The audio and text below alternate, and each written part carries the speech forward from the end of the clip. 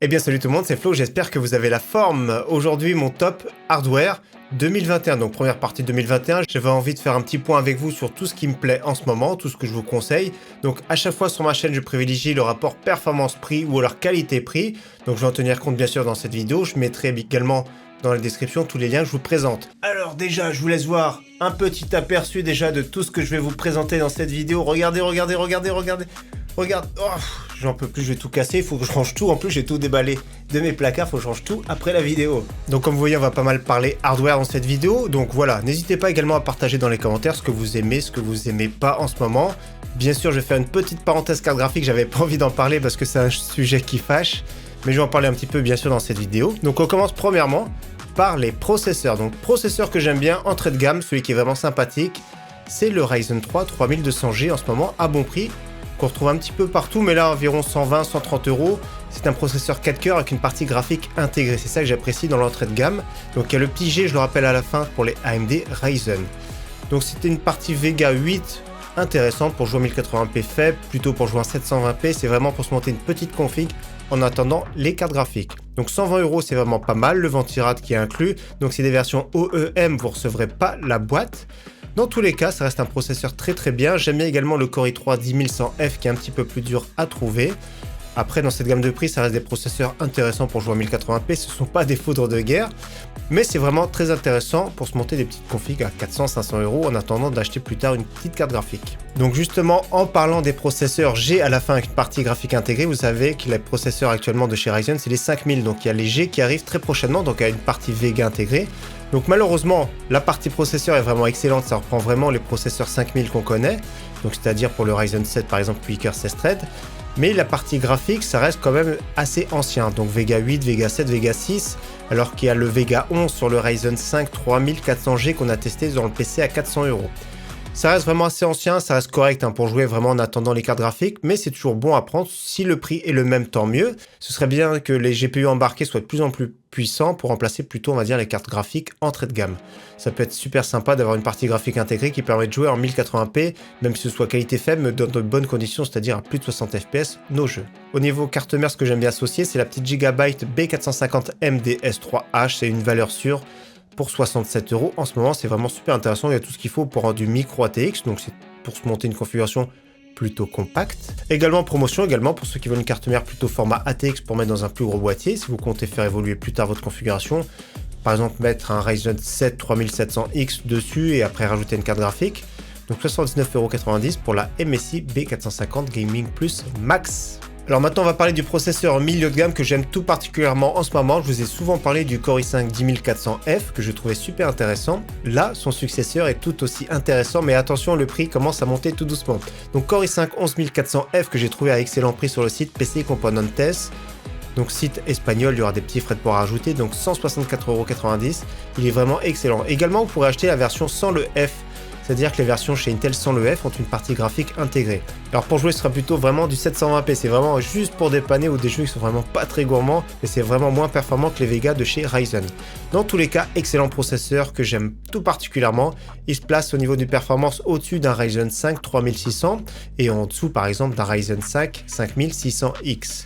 Dans tous les cas, franchement, j'aime beaucoup ce processeur, j'aimerais bien l'acheter, le tester prochainement, que je trouve vraiment très bien, ou alors monter une configuration avec ce processeur, je trouve qu'il est vraiment au top. C'est vraiment le top rapport performance-prix de 2021. Donc à voir l'évolution des prix, parce que la tendance est plutôt vers la hausse. Petit à petit, vous allez voir, n'hésitez pas à regarder, la tendance dépasse bientôt les 200 €, 220 € même. Petite carte mère que j'aime bien pour lui associer avec, c'est la MSI B560M Pro VDH Wi-Fi. Le gros avantage des B560, c'est qu'elles peuvent bénéficier cette fois-ci de la DDR4 supérieure à 2666 qui était bridée sur les chipsets B460. Là c'est vraiment top, j'aime bien. Il y a le Wi-Fi, il y a la version non Wi-Fi aussi qui est un tout petit peu moins chère. J'aime bien ce petit format micro ATX, j'aime bien cette carte mère qui est vraiment très bien équipée. J'ai à la maison par exemple aussi la B550 qui ressemble, c'est suffisant pour moi je trouve pour un Core i5 qui est non overclockable. Troisième processeur que j'aime bien ici, c'est celui que j'ai dans mon PC tous les jours, c'est le Ryzen 7 5800X, mais j'ai hésité, je vais vous dire tout de suite après, moi je l'avais acheté 479 €. Et là, actuellement, 437 €, c'est vraiment intéressant. Donc, Quaker 16 Thread, il est très performant, il est vraiment à l'aise vraiment partout. Que ce soit en jeu, que ce soit en streaming, en montage, en applicatif. c'est vraiment un très très bon processeur. C'est un petit peu cher, mais franchement, il les vaut. Le seul défaut de ce processeur, c'est qu'il chauffe pas mal. Et franchement, il chauffe vraiment pas mal du tout ce processeur, même avec mon water cooling de 360. Je le sens. Donc c'est pour ça ce que j'ai fait, je vous montre de suite ici. Alors j'ai mis dans le BIOS, j'ai bloqué en multiplicateur 45, donc ça fait du 4,5 GHz tout le temps. Et j'ai mis à 1,25 volts, dans mon cas ça marche très très bien. Depuis que je l'ai mis, c'est vraiment super stable.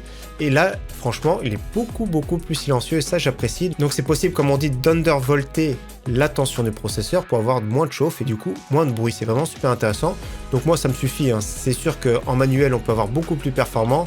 Et j'ai pas envie que ça me casse les oreilles non plus. Pour atteindre 4,7, je m'en fiche un petit peu. 4,5, c'est vraiment très bien. Ça consomme moins, ça chauffe moins et ça fait moins de bruit. En carte mère, ce qu'on peut lui associer, c'est l'excellente MSI B550 Tomahawk à très bon prix en ce moment. 169 €, j'aime beaucoup cette carte mère, elle est vraiment super bien équipée, bien réputée. Et ceux qui veulent une carte mère avec le Wi-Fi, il y a également la B550 Gaming Edge Wi-Fi. Dans tous les cas, également très bon prix, 176 €. Je préfère privilégier des cartes mères en B550 en dessous les 200 € qui sont vraiment très intéressantes. Également pour moins de 200 €, c'est qu'ils veulent une version blanche, la ROG Strix B550A Gaming à 195 €. Alors moi j'aime bien le petit détail qui tue ici sur les ROG, je vais vous montrer de suite. Regardez la pile avec le logo Asus ROG, c'est vraiment magnifique. Donc blanche et noire, très intéressante. Celui qui veut vraiment une carte mère full white, il y a la NZXT qui est vraiment excellente que j'ai testée sur la chaîne. La N7 B550, franchement magnifique. N'hésitez pas à revoir cette vidéo. C'est une carte mère qui est vraiment très bien. Elle est un petit peu chère, donc elle est disponible, vous m'avez demandé. Donc maintenant elle est disponible chez Topachat, 269 €. Je la trouve un peu chère. Je préfère personnellement vous la conseiller quand elle sera un peu moins chère. Dans les plutôt 229, 239 €, ça reste une très belle carte mère pour se monter un beau PC sobre. Dans tous les cas, il y a pas mal de références en B550 qui sont pas trop chères et ça c'est l'avantage des AMD Ryzen, c'est d'avoir des cartes mères moins chères. Celui qui va à tout prix un processeur de chez Intel, un que j'aime tout particulièrement, je trouve le plus intéressant actuellement, c'est le i9 10850K.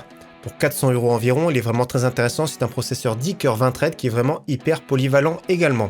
Il est très bon en jeu et en plus de ça il a quand même 20 threads, c'est vraiment super intéressant. Pour 400 € environ. En carte mère, vous pourrez mettre soit une Z490 ou une Z590 sans souci. On passe à la petite parenthèse carte graphique. Alors pour moi, je vous conseille rien de spécial en ce moment. Seulement si vous n'avez pas le choix, si vous êtes vraiment pressé, je vais vous donner quelques références qui arrivent. Dans tous les cas, la retour à la normale, ce sera plutôt pour mi-2022, suivant les rumeurs. Après, attendre de voir, mais ça reste quand même dans plus d'un an, c'est vraiment impressionnant, c'est vraiment très triste, c'est une période très compliquée, soit même pour les PlayStation, etc., les PlayStation 5. Presque toutes les puces sont gravées chez TSMC, donc c'est vraiment très compliqué, il y a de grosses demandes, même chez Apple, grave chez eux. Il y a une très forte demande, c'est ça qui va maintenir les cours assez élevés pendant plusieurs mois, et l'offre a du mal à suivre, voire ne suit pas du tout. Donc c'est pour ça que c'est très compliqué.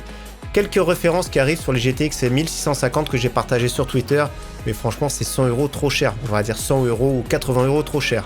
Donc 259 €, il y a quelques références qui arrivent chez Topachat, donc c'est une nouveauté, en plus de ça un modèle qu'on connaît pas, c'est la version plus de la Gaming X. Dans tous les cas c'est une carte graphique vraiment très basique, qui permet de jouer 1080p faible moyen à 60 fps, mais ça peut permettre de se monter un PC à 700 € avec un Core i3 10100F par exemple, ou un petit processeur. Ça reste vraiment une carte graphique que je vous conseille pas, si vous n'avez pas le choix, après c'est vous qui voyez. Autre carte graphique qui devrait arriver, c'est l'RTX 2060, devrait entre guillemets parce qu'on n'en sait pas plus. RTX 2060 ici que je garde avec moi, la Founders Edition qui me sert souvent, même pour mes vidéos, et d'ailleurs dans une prochaine vidéo on va la revoir. Ça reste une carte graphique que j'aime tout particulièrement et qui je trouve qui est vraiment pas démodée en 2021. D'ailleurs j'ai fait d'autres tests, franchement c'est vraiment excellent pour jouer à 1080p. Les prix sont beaucoup trop chers, comme on voit ici plus de 500 €, c'est vraiment pas la peine. 380 € ça peut passer, mais vous avez vu les modèles ici, c'est des modèles qui sont vraiment basiques. Donc on espère des retours de stock sur ce modèle, et ce serait vraiment l'idéal dans les 300 €. Dans tous les cas c'est vraiment une très bonne carte graphique si elle revient en stock. Et dans le milieu de gamme, haut de gamme, il y a quelques références que j'aime bien. Moi, ce qu'on va retrouver surtout, c'est des RX 6700 XT. Je trouve que c'est le plus intéressant dans les hauts de gamme actuellement. Ce sont des cartes graphiques au top pour jouer en QHD. D'ailleurs, j'ai fait mon test de la Asus ROG que je vous invite à voir. Donc, il faut compter 850 à 900 €. C'est vraiment très cher, mais c'est les seules cartes graphiques qu'on peut retrouver à peu près en ce moment en stock. Donc, quelques modèles que j'aime bien, c'est la MSI Gaming X, par exemple. Modèle Sapphire Nitro Plus, 879 €. C'est un modèle que j'apprécie également tout particulièrement. Et également la Asus ROG qui est vraiment excellente, mais un peu plus chère, hein. C'est vraiment très cher, presque 1000 euros. Après, ça reste une carte graphique très chère, mais comme on voit au niveau des performances, elle est vraiment excellente, hein. Notamment une RTX 2080 Ti, l'ancien haut de gamme, qui coûtait plus de 1000 euros, hein. C'est vraiment très rare quand elle descendait en dessous de 1000 euros, à des performances vraiment similaires sur pas mal de jeux, hein. Regardez sur certains jeux, ça passe vraiment très bien. La RX 6700 XT est vraiment très bien. Donc ça reste cher, mais par contre ça reste vraiment très performant. Donc c'est la seule personnellement dans le haut de gamme que je recommanderais actuellement au vu des circonstances. Dans tous les cas, ça reste comme vous voyez une carte graphique qui est vraiment très performante et je vous invite bien sûr à regarder des benchmarks. Et une carte graphique que j'attends tout particulièrement, donc c'est une rumeur encore, voire une réalité parce qu'on va voir les leaks. Donc RTX 3080 Ti 12 Go à partir de 999 $ qu'on retrouvera plutôt à 1500 € bien sûr, on s'en doute fortement. Ça reste une carte graphique qui je pense qui sera vraiment super intéressante. Comme on voit déjà, il y a des fuites ici sur des stocks RTX 3080 Ti Ventus 3X qu'on voit filtrer en destination des USA. Donc ça reste une carte graphique qui devrait arriver courant mai, qui peut être vraiment très intéressante, mais toujours pareil, les stocks, je pense qu'on peut s'asseoir dessus. On passe maintenant au niveau des boîtiers, vous allez voir, il y a quelques références que j'aime bien, que je trouve au meilleur rapport qualité-prix, donc n'hésitez pas bien sûr à partager également dans les commentaires ceux que vous aimez bien en ce moment. Donc un boîtier que j'aime bien, qui arrive très prochainement ici, c'est le Ximatec Gemini Arctic. Donc c'est un boîtier micro ATX, le petit ventilateur ici à l'arrière, adressable RGB de 12 cm. En façade, la petite bande ici RGB qui va bien. Water cooling de 240 mm sur le top. Du verre trempé. 39,37 €. Donc s'il reste à ce prix-là, c'est vraiment super intéressant en plus de sa livrée. Franchement, j'aime bien ce boîtier. J'aimerais bien le tester. Autre boîtier que j'aime bien, une référence aussi pas trop chère, c'est le Sharkoon RGB Slider qu'on a testé sur la chaîne. Donc j'ai testé la version noire, ici la version blanche, au même prix. 46,49 €, des petits frais de port ici sur le site Alternate. Donc n'hésitez pas également à regarder sur le site d'Amazon. Donc format ATX, blanc peint à l'intérieur. J'ai bien aimé ce boîtier à la base, qui est relativement compact, en moyenne tour pour une configuration ATX pas trop musclée. Donc 46,49 € pour moi, c'est vraiment un bon boîtier dans cette gamme de prix. Autre boîtier que j'aime bien, qui est en ce moment en rupture de stock, mais je mettrai quand même en description, c'est qu'il tourne souvent dans les 59 €, super intéressant, Metal Gear Neo R, version blanche et version noire, deux ventilateurs RGB en façade. J'aime tout particulièrement ce boîtier quand il est en stock. Autre boîtier milieu de gamme que j'aime bien, c'est le Fantex Eclipse P360A. Donc version blanche et version noire, super intéressant. Deux ventilateurs adressables RGB en façade, pilotables directement depuis le boîtier, la petite bande ici sur le côté. Top finition, grillagé sur le devant pour laisser rentrer un maximum d'air. Franchement, c'est un bon boîtier ATX, donc c'est un bon châssis moyenne tour que j'aime bien avec une bonne finition. Également un boîtier que j'ai testé sur la chaîne que j'aime beaucoup, c'est le Lionly Lancool 2 Mesh RGB blanc pour 129,99 €, donc la version blanche également version noire. Moi je crois que... non, j'ai testé la blanche aussi également, donc j'aime beaucoup ce boîtier. 3 ventilateurs adressables RGB, top finition, il n'y a rien, vraiment rien à lui reprocher. Il est assez volumineux, mais il a une grosse capacité d'intégration pour un prix plutôt haut de gamme on va dire.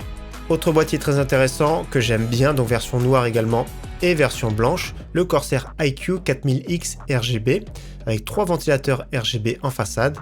Donc ça reste vraiment un très beau boîtier, bien conçu, vraiment sobre, top qualité Corsair. J'avais testé le 5000D sur la chaîne et j'avais beaucoup apprécié. 4000D plus compact, un prix je trouve vraiment correct par rapport à la qualité, 117,95 €. Pour finir sur les boîtiers que j'aime bien, donc c'est le Lionly O11 dynamique en version mini. Donc moi j'ai la version classique, on va dire plein format. Donc version mini beaucoup plus compacte, 120 € environ, version blanche, version noire. J'aime bien parce qu'il y a la possibilité d'accueillir des cartes mères, que ce soit même ATX, micro ATX, mini ITX. Alors j'aime bien plutôt sur ce type de boîtier des cartes mères micro ATX. Et un de mes préférés, c'est peut-être celui-ci que j'achèterais en ce moment si j'avais pas de boîtier, c'est le Metal Gear Neo Cube. Alors de temps en temps il est en stock, il coûte 109 €, je sais quand il est en stock, très intéressant. C'est un concurrent, voire un clone du Lionly PCO11 dynamique.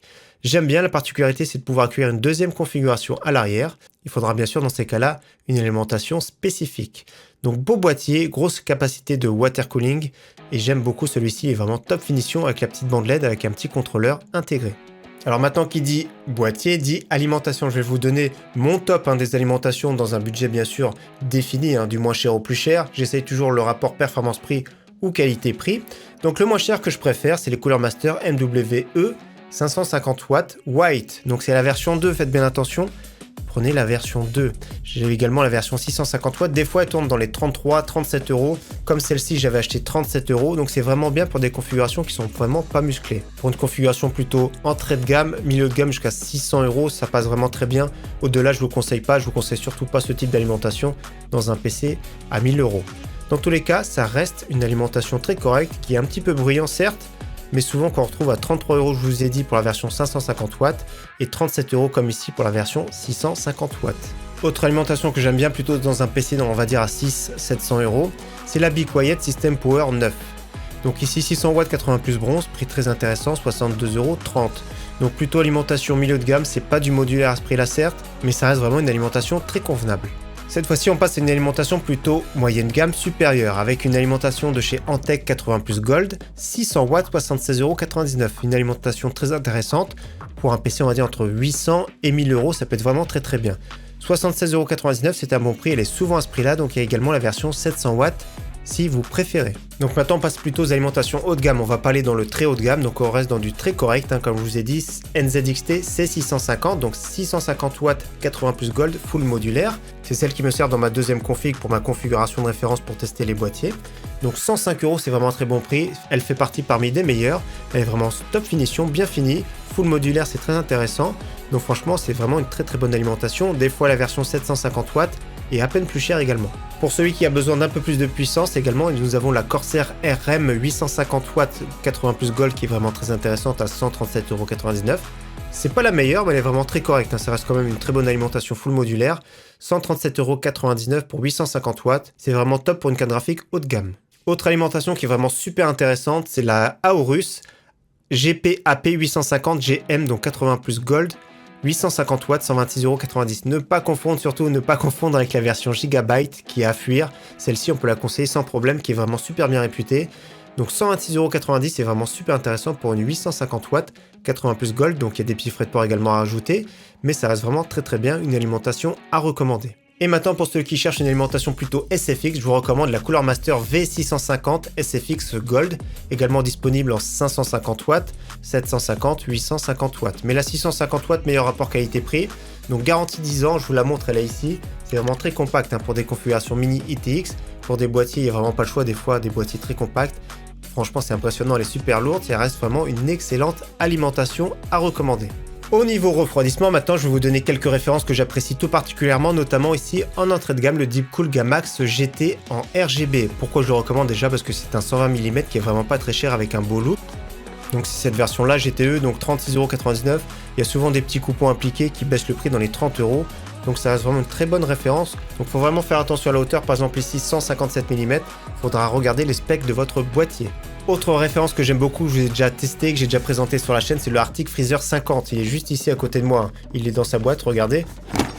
On l'entend, donc il est vraiment super performant, 2 ventilateurs de 14 cm, il est vraiment excellent. 62,99 €, c'est vraiment pas très cher, comme d'habitude, attention à la hauteur.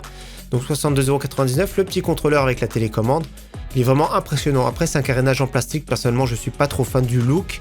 Il est silencieux, il est performant et je vous le conseille. Autre référence ventirad que j'aime bien, que je trouve vraiment super intéressant, et l'avantage c'est qu'il est vraiment pas très haut.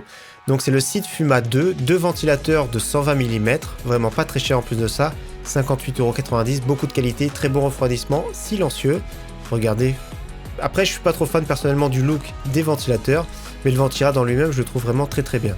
Donc 58,90 €, c'est une référence aussi très intéressante.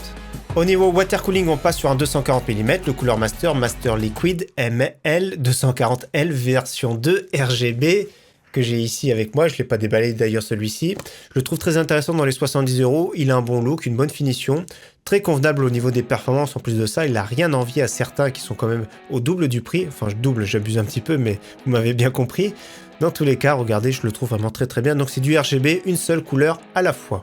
Et comme on voit aussi une référence très intéressante qui arrive très prochainement, donc le 18 mai, donc le même en version full white, vraiment magnifique. On passe à une valeur sûre, ce sont les Arctic Liquid Freezer 2, donc ici en version 240 mm que je teste régulièrement, que vous voyez régulièrement sur la chaîne. Donc regardez, la boîte est ici. Donc c'est un water cooling vraiment très performant, il n'y a rien à dire, attention il est assez épais au niveau du radiateur. Le gros avantage c'est d'avoir un seul connecteur en 4 pins pour piloter les ventilateurs, plus le petit ventilateur également qu'il y a sur la pompe. Gros avantage également, c'est que la garantie est passée maintenant à 6 ans. Donc 240 mm, 280. Il y a aussi en 360 pour 109 €. Et pour quelques rares gros boîtiers, version 420 mm, donc ça rentre dans très peu de boîtiers. C'est vraiment un prix super canon. Le seul problème que je lui reproche à ce water cooling, c'est qu'il était sorti à 59 €. Là, ça a explosé vraiment toute la concurrence. Et vu sa popularité, le prix a monté un tout petit peu. Et on finit par parler d'un water cooling qui est vraiment aussi également très intéressant en 360 mm que j'aime bien. C'est le MSI Mag Core Liquid 360R RGB. Alors j'aime bien celui-ci, il est très performant. Apparemment, il est plus performant sur les AMD Ryzen. Donc après, je n'ai pas testé personnellement. Dans tous les cas, 3 ventilateurs qui sont vraiment très jolis. Après, par contre, le seul défaut, c'est que j'aime pas trop la finition ici du radiateur. Dans tous les cas, il est très performant. Et pour un 360 mm, le prix est vraiment très correct. Alors pour finir, j'ai pas parlé de la DDR4, j'ai pas parlé des SSD. C'est ce qu'on voit régulièrement aussi dans les vidéos bon plan. Donc n'hésitez pas à les suivre.